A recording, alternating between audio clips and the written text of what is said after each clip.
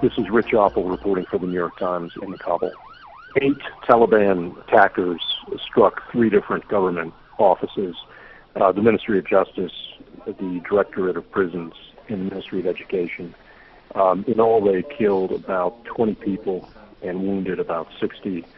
And for a brief period, they actually took over the Ministry of Justice, which is really in the inner sanctum of the country's government. It's just a few hundred yards from the gates of the presidential palace.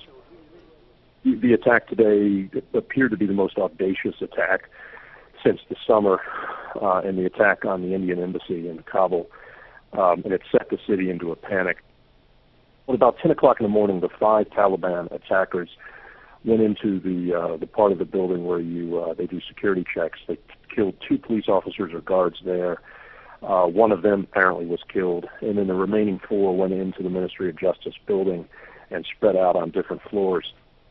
One witness, a senior ministry official named Habib Mushakas, told us after he came out that basically the entire building was in chaos on all 4 floors. He said, "I heard an explosion, then a firefight. There was a lot of blood in the corridors. Everybody hid in their offices." And then about an hour later was when you had Afghan police and Afghan troops really rush into the building, climb up ladders into windows. So from that point on, they started retaking portions of the building.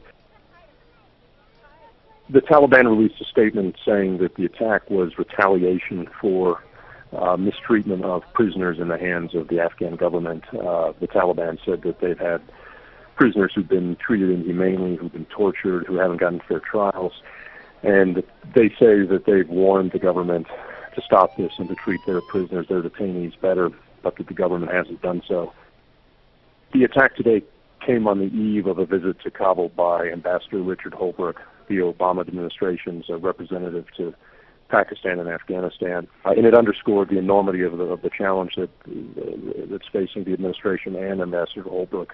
The Taliban control much of the country, the east and the south, and they're not far out of Kabul, and they can easily stage attacks inside the city as they demonstrated today.